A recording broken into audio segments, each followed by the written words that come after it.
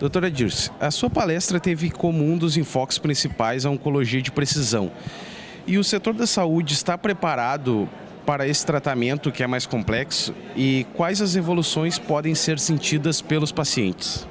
A oncologia de precisão, assim, se for pensar no sistema de saúde do Brasil, eu acho que ele está preparado. O problema da oncologia de precisão não é somente a aplicação de um teste, que eu acho que tem N instituições no Brasil que são capazes de realizar esse teste, para identificar os pacientes que se beneficiariam de alguma droga específica, de uma terapia específica. No entanto, tem tantos outros fatores que vão estar implicados nisso. Por exemplo, se é uma droga que não é aprovada pelo SUS, por exemplo, então não tem como você aplicar uma oncologia de precisão se a droga ainda não está aplicada. É um assunto assim, bastante complexo, porque nós temos um valor, um custo nas terapias que é uma coisa inviável. E ela não é só inviável para o Brasil, ela é inviável para os países mais desenvolvidos, por exemplo, países europeus.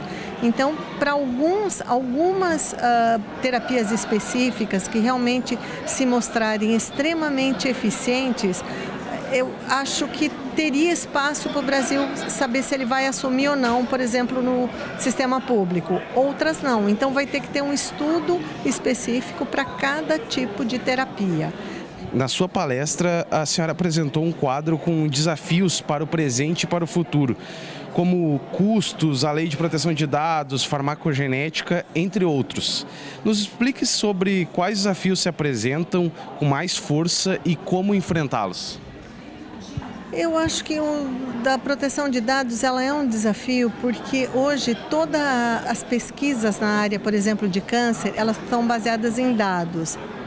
E você tem que fazer compartilhamento de dados, são dados genômicos.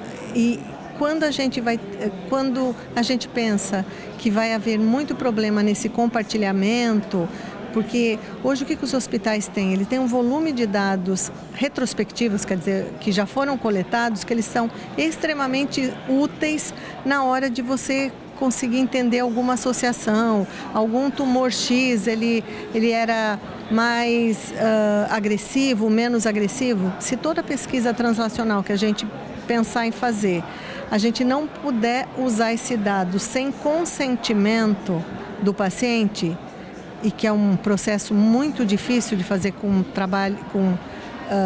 dados de pacientes que foram coletados há muito tempo atrás, isso vai trazer um problema muito sério para as pesquisas translacionais, que são aquelas pesquisas que você usa dado de paciente para tirar informações que sejam úteis para serem transferidas para a clínica a longo prazo.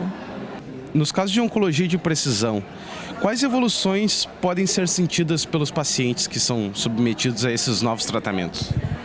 Na verdade, vamos dividir a oncologia de precisão no sentido do paciente ser tratado com algumas terapias dirigidas para alguma alteração na doença do paciente, né? Vamos pensar assim. Aquelas que dão certo, por exemplo, o câncer de pulmão, eu acho que o que mais o paciente sente é ter uma sobrevida mais longa com maior qualidade de vida. Normalmente, essas terapias dirigidas, elas têm menos efeitos colaterais. Isso não é um assunto bastante complexo, então não dá para generalizar, mas algumas terapias dirigidas, elas têm menos efeito colateral. Então, existe essa possibilidade do paciente, além de viver mais, ter mais qualidade de vida, para alguns tipos de câncer e alguns tipos de tratamento.